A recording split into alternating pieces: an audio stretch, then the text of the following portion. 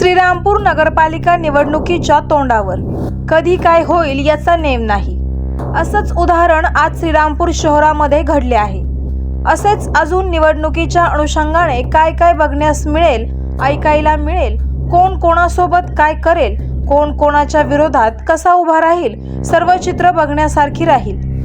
बघूयात सविस्तर माहिती। श्रीरामपूर शहरातील शेतजमिनीच्या व्यवहारावरून सुरू झालेल्या वाद प्रकरणात नाव आलेले उद्योजक अंजुम परवेज शेख यांनी आपल्या विरोधात करण्यात आलेल्या आरोपांना दुजोरा देताना स्पष्ट केले आहे की ही संपूर्ण तक्रार खोटी असून राजकीय हेतूने प्रेरित आहे। अंजुम शेख म्हणाले, मी आणि माझ्या कुटुंबाने कोणत्याही बेकायदेशीर प्रकरणात सहभाग घेतलेला नाही। आमच्यावर केलेले सर्व आरोप हे तथ्यहीन आहे। मी सर्व व्यवहार कायदेशीर पद्धतीने संबंधित कागदपत्रांच्या आधारे केले आहेत। आमच्या नावाने करण्यात आलेला बोगस दस्त किंवा संगणमताचा आरोप हा पूर्णपणे निराधार आहे। त्यांनी पुढे सांगितले की सदर जमीन व्यवहारात आम्ही फसवणूक केली असा आरोप हा दिशाभूल करणारा आहे। आम्ही ज्या व्यक्तींशी व्यवहार केला ते सर्व कायदेशीर मार्गाने आणि महसूल नोंदीसह पारदर्शक पद्धतीने झाले आहेत। संबंधित कागदपत्रे सब रजिस्ट्रार ऑफिसमध्ये दाखल आहेत आणि आम्ही न्यायालयाच्या प्रक्रियेचा सन्मान राखत आहोत। आमच्यावर खोटी बदनामी करण्याचा प्रयत्न सुरू आहे। आम्ही कायद्यांवर पूर्ण विश्वास ठेवतो आणि योग्य न्याय मिळेपर्यंत कायदेशीर मार्गाने लढा घेऊ। तसेच त्यांनी हेही स्पष्ट केले की श्रीरामपूरमधील काही व्यक्तींनी आमचे नाव घेऊन स्वतःचे राजकीय आणि वैयक्तिक स्वार्थ साधण्यासाठी चुकीची माहिती पसरवली आहे। मात्र सत्य लवकरच सर्वांसमोर येईल।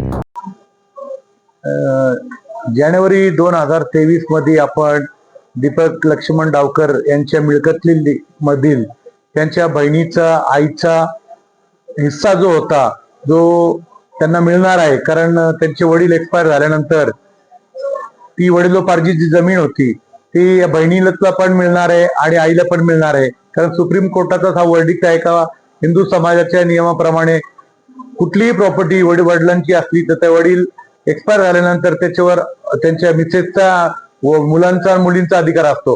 तर असं असताना देखील आपण ती जमीन त्यांच्या बहिणीकडून आणि आईंकडून हे समजुतीचा म्युच्युअल अग्रीमेंट म्हणून एक अग्रीमेंट केला। आपण कुठल्या प्रकारचं खरेदी खत केलं नाही, साठेखत केलं नाही आणि म्युच्युअल अंडरस्टँडिंग मध्ये असं ठरलं का त्या जमिनीचा जेव्हा कधी कोर्टाकडून निकाल लागेल आणि ती जमीन ज्या बहिणीला आणि आईला मिळेल तर ते अमुक या किमतीमध्ये आम्हाला देतील। त्यापोटी आम्ही त्यांना ऑफिशियली 1.5 कोटी रुपये दिले, 1.5 कोटी रुपये ऑफिशियली दिले। त्यानंतर 5 लाख रुपयाचा स्टॅम्प भरला आणि सर ते 2023चं डॉक्युमेंट आहे। पण त्यानंतर त्याच्यामध्ये कुठल्याही प्रकारची फसवणूक कोणाची झाली नाही, कारण डॉक्युमेंटला प्रत्येक पेपर जोडलेला आहे आणि त्या पेपर जोडत असताना कोर्टाची ऑर्डर पण जोडलेली आहे। हे करत असताना आपण कोणाची फसवणूक केली नाही, कोणाला दमबाटी केली नाही, कोणाला शिवी दिली नाही।